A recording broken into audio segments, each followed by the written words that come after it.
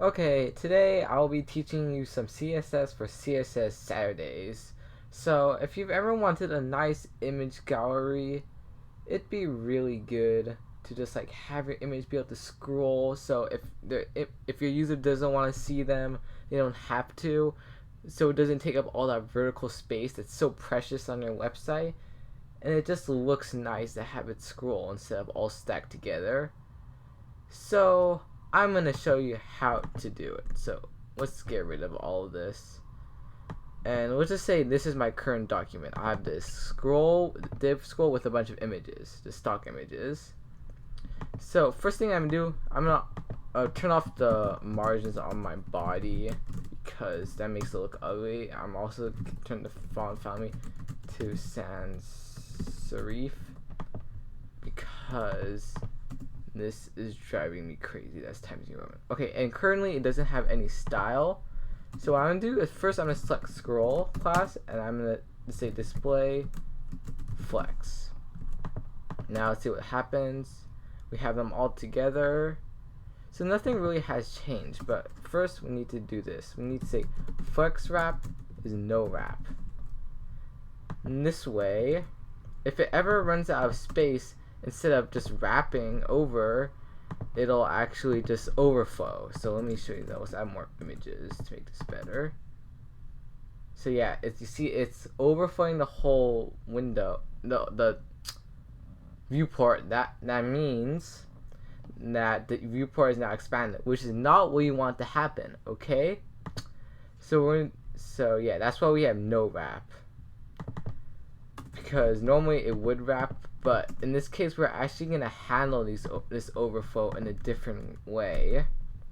So let's turn back to no wrap, and let's also add a padding of 1 rem if you want to say it like that. And very importantly, you're going to say overflow x auto, or scroll if you, but auto is just scroll. So now instead you'll see we can scroll.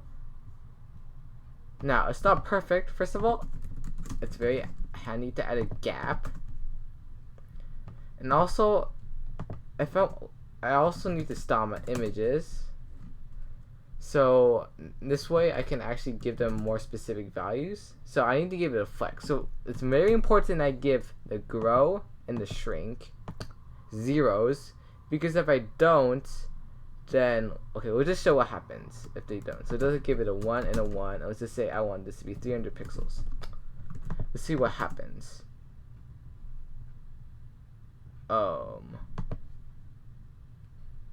Wait, I'm so confused now. Oh my god, my brain. Or maybe it doesn't actually matter. Wait, let's turn this off.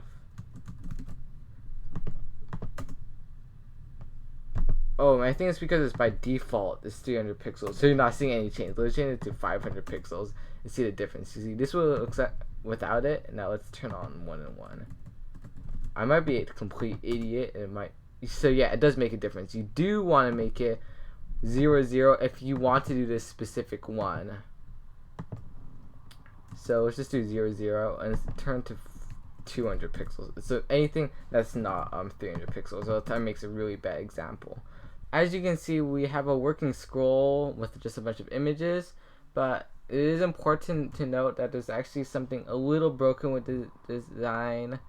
Is that, yeah, if you look at these images, they're kind of going out of their flex boxes, which can't really understand, but I mean, I can try to fix it. Can't remember. I think I would have to put this first. Let's put this in a div. And let's no longer style this images, but instead let's give it to this dot scroll of div, and let's say images have a width of 100%. So you're gonna see some inconsistency here. So now if I actually inspect and look, this has a width of 200, and the image fits in perfectly. So yeah, that's probably the more proper way to do this, because I think the default images have been really screwing up with it. As you can see, there are a lot of ways to do this, but whichever way you prefer, you should probably do a little bit more research. But honestly, I feel like the first one is an easy solution to the problem. And either way, I hope you enjoyed, and subscribe if you want. I really don't care. I'm just glad you watched all the way to the end. That makes you like, wow, an actual viewer of this channel, which I find pretty cool. Anyways, bye bye.